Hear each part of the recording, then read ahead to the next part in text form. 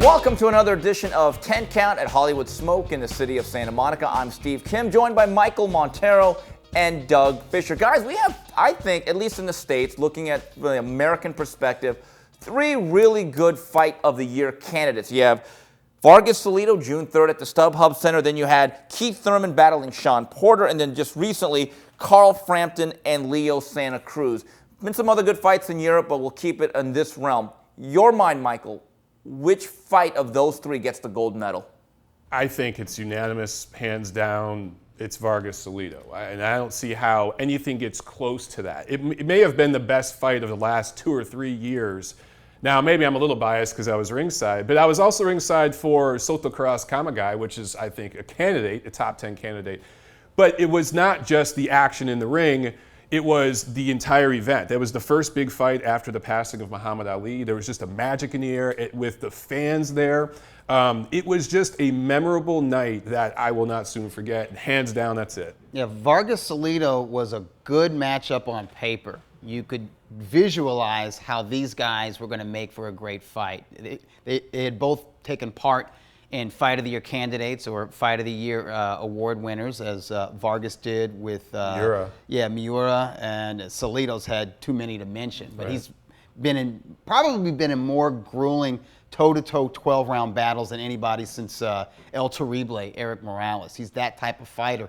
The only concern was whether or not Salido had so much wear and tear on that fighter's odometer. He's a guy who's been around for 20 years with a volume punching, pressure fighting style, which normally burns out pretty early. Right. He's still in there grinding.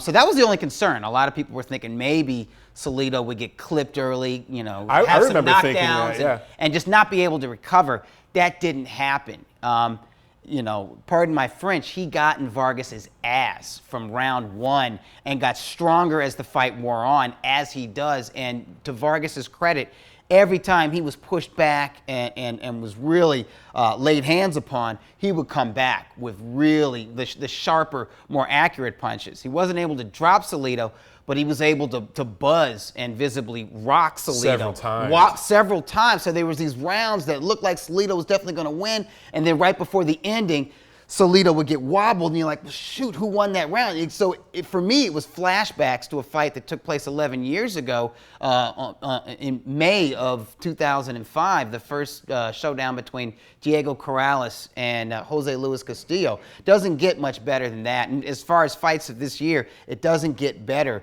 than Vargas Salido because you had the sustained action and the effort given like guys like Jesus Soto Cross and Yoshihiro Kamagai gave, but on a higher level than those two gatekeepers. Because there was craft in that fight. Yeah, there was inside craft, outside craft, the punch, the delivery, the technique was there, and it was also blood and guts. You didn't really get that with Thurman Porter. I'm getting sick of hearing got good exchanges here and there. The lack of skill level in Vargas Salido. If you think there was a lack of skill level, that's another coded phrase for Mexicans who may not be able to dunk a basketball. Let's just be honest about it. That is real technique. Or you've never worn a pair of boxing gloves before and sparred. Because if you saw the adjustments, particularly with the infighting with Salido on the ropes, there was some beautiful stuff there. There was absolutely some craft. Or it's just a PBC thing. Or it could just be PBC cheerleaders where there's a thing in PBC so often they fail to deliver really good fights. They oversell. Even occasionally they have a good matchup on paper, and it just doesn't work out, like Lamont Peterson versus Danny Garcia. That pops up in my head.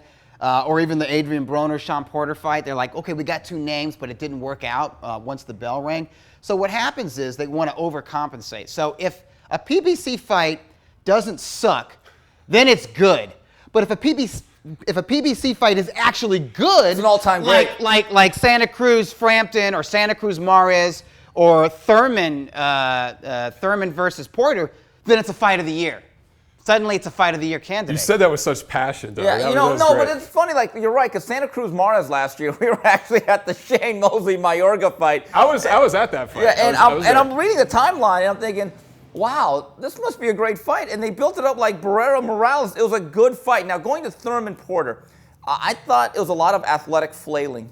I have to be honest. I thought the action was heated. There was a lot of competition. It was very passionate. No execution. I'm sorry, when you miss that many punches, just because those guys might be able to run 40-yard dashes faster than Vargas or Salido doesn't make it better. Now, I think Santa Cruz Frampton, I think, is a much better fight than that was and much closer to Vargas Salido. Had momentum shifts and a lot of punches.